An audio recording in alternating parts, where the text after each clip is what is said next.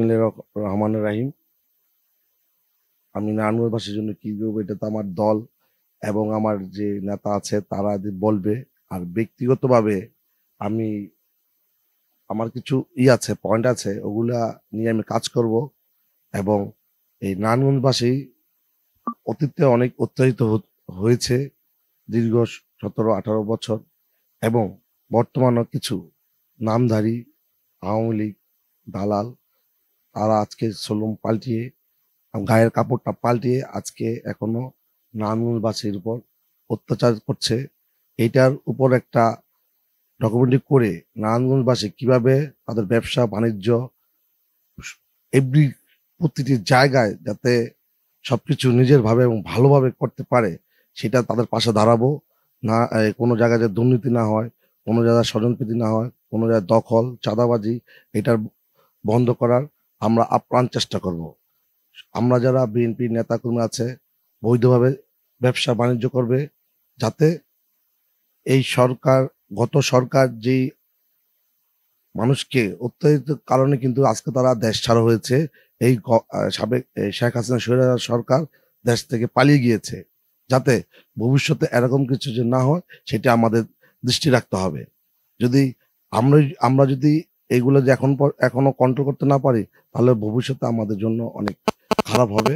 এবং এটার জন্য কারা কারা দায়ী এবং স্পেসিফিক্যালি তাদেরকে দায়ী করে প্রশাসনিক আমাদের দলীয় ফোরাম থেকে তাদের বিরুদ্ধে অ্যাকশন নিতে হবে। তাহলেই এই নারায়ণগঞ্জের জনগণ, নারায়ণগঞ্জের বাসী এবং আপামর নির্যাতিত নেতাকর্মী যারা 17 বছর নির্যাতিত হয়েছে তারা শান্তিতে থাকতে পারবে এবং দেশটাকে আমরা সামনে এগিয়ে নিয়ে যেতে পারবো। আর 31 দফার যে আমাদের দেশ, আমাদের নেতা তারেক রহমান, কারণ যেহেতু ওনাকে দুইটাই বলতে না বলেছে সেজন্য আমি বলতে পারছি না, যেহেতু উনি অনুরোধ করেছে। আমি একজন কর্মী হিসাবে আমি এই তার জনাব তারেক রহমান ভাইকে ধন্যবাদ জানাই। তার যে দূরদর্শী চিন্তা, এইটা যদি আপনি নারায়ণগঞ্জ সহ সারা বাংলাদেশের মানুষ, বিবেকবান মানুষ এই 31 দফাটা নিয়ে যদি একটু চিন্তা ভাবনা করে, তাহলেই এই 31 দফার মধ্যেই আগামী প্রজন্ম এবং আগামীতে দেশ কিভাবে পরিচালনা করবে, বিএনপি চিন্তা ধারণা, এটা থেকে মানুষ পাবে। আমি আশা করি এই জিনিসটা যে 31 দফার মধ্যেই যে একটা রোডম্যাপ আছে, এই রোডম্যাপ যদি আমরা এগিয়ে যেতে পারি, আমার মনে হয় 10 বছর 12 বছরের মধ্যে আমাদের দেশটা এই ফ্যাসিস্ট সরকার যেভাবে নিচে নামিয়ে দিয়ে গেছে, এটা আমরা অনেক খুব দ্রুত এটা আমরা সামনে এ, আগাতে পারবো। আর 31 দফার সবচেয়ে একটি সুন্দর একটি দফা দিয়েছে জনাব তারেক রহমান।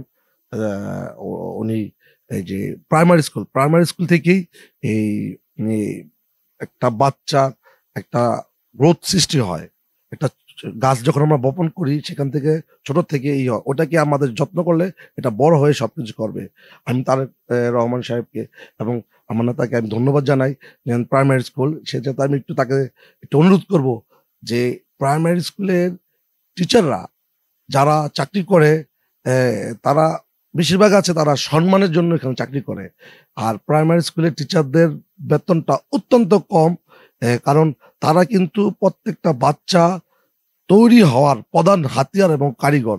আমি অনুরোধ করব জনাব তারেক রহমান সাহেবকে, যেহেতু আমরা 31 দফা দিয়েছে, এই প্রাইমারি স্কুলের টিচারদের তাদের বেতনটা এরকম ভাবে দিতে হবে, কারণ তারা কিন্তু অল্টারনেটিভ অন্য জায়গায় বেতন বা এই কোচিং করে কোনো পায় না, টাকা পয়সা পায় না, তাদের বেতন দিয়ে চলতে হয়। এই তাদের যদি আমরা বেতনটা ওইভাবে দিতে পারি, তাহলে আমাদের যেই 31 দফা আমার মনে হয় অর্ধেক আমরা এগিয়ে যেতে পারবো। এই প্রাইমারি স্কুল টিচারদের আমরা যদি ফোকাস করতে পারি, তাদেরকে আমরা পর্যাপ্ত পরিমাণে আমরা বেতনটা দিয়ে তাদের সাংসারিক চিন্তা ভাবনা করে এই বাচ্চাদের প্রতি তারা আসবে। অতএব আমি তাকে ধন্যবাদ জানাই এই রিক্সাওয়ালা এবং বিশেষ করে এই কৃষকের উপরে একটু নজর দিতে এবং তাদের প্রতি ফোকাস দিতে, এবং তাদের যে আমরা যদি সামনে আসতে পারি, ক্ষমতায় আসতে পারি, আমরা জনগণের সাথে যে কমিটমেন্ট করছে যে করে আমরা আসতে পারি, আমার ধারণা এই জনাব তারেক রহমান সাহেব উনি অনেক দূরের চিন্তা ভাবনা আছে এবং উনি অনেক কিছু এটার ব্যাপারে করতে পারবে।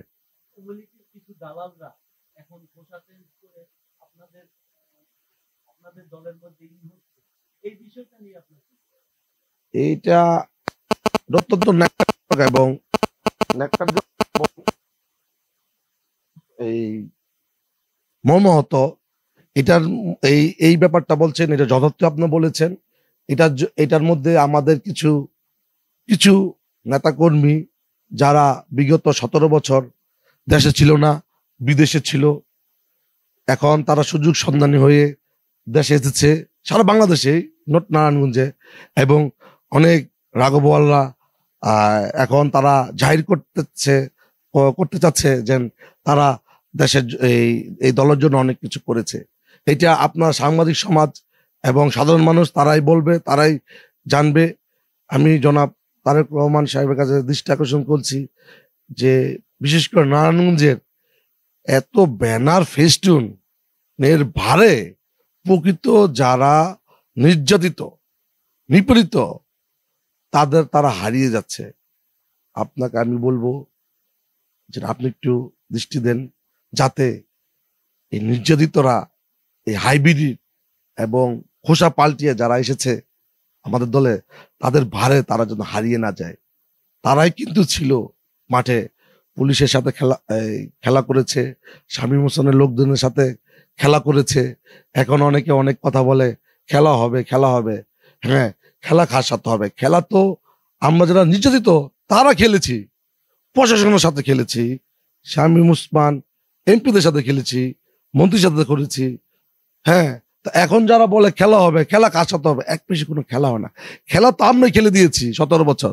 যারা নির্যাতিত, অনেকের পদ নাই, পদবি নাই, তারা কিন্তু এই দলের জন্য অনেক কিছু করেছে। কিন্তু মানে এরকম সময় গেছে আলু খেতে ঘুমিয়েছি, এমনও সময় গেছে ধান খেতে লুকিয়েছিলাম। এই শীতের মধ্যে বউ বাচ্চারা দেখতে পারিনি। এরকম সময় গেছে বাবা মার সাথে 1 মাস 19 দিন 22 দিন কথা বলতে পারিনি, কারণ ট্যাগিং হতো। বিশেষ করে আমার কথা আমি বলছি, ট্যাগিং হতো। আমার 2টা বাচ্চা, 2টা মেয়ে, তারা যাদের জন্ম হয়েছে 15 সালে এবং 17 সালে, আমি জেলে ছিলাম। আমার বড় বাচ্চারা যখন হয়েছে, আমি জেল থেকে বেরিয়ে 1.5 মাস পরে ওকে আমি কোলে নিতে পেরেছিলাম। আর আমার ছোট বেটা যখন হয়েছিল, ওকে আমি 25 দিন পরে এসে জেল থেকে যে আমাকে শুট এক সাইডের অর্ডার আছে, আমাকে দেখা মাত্র গুলির অর্ডার।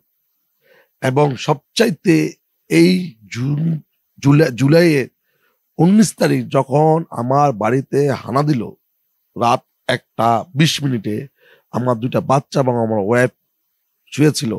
আমার বড় বাচ্চাটা যখন, তার বয়স 7.5 বছর, 8 বছর চলে, ও যখন ঘুমের থেকে উঠছে, তার ব্রেনে গান পয়েন্টে পিস্তল ধরে বলে, তুমি কে? ও তো বাচ্চা মেয়ে। ও বলে আমি। ওকে 3বার প্রশ্ন বলে, তুমি কে?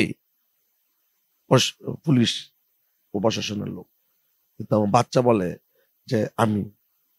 এখন আমার ওই বাচ্চাটার ভিতরে এই পুলিশের প্রতি যে একটা ঘৃণা, এই পিস্তল আমার মেয়েকে ধরেছে, মানে এটাকে এখন পর্যন্ত সে পুলিশকে দেখলে ভয়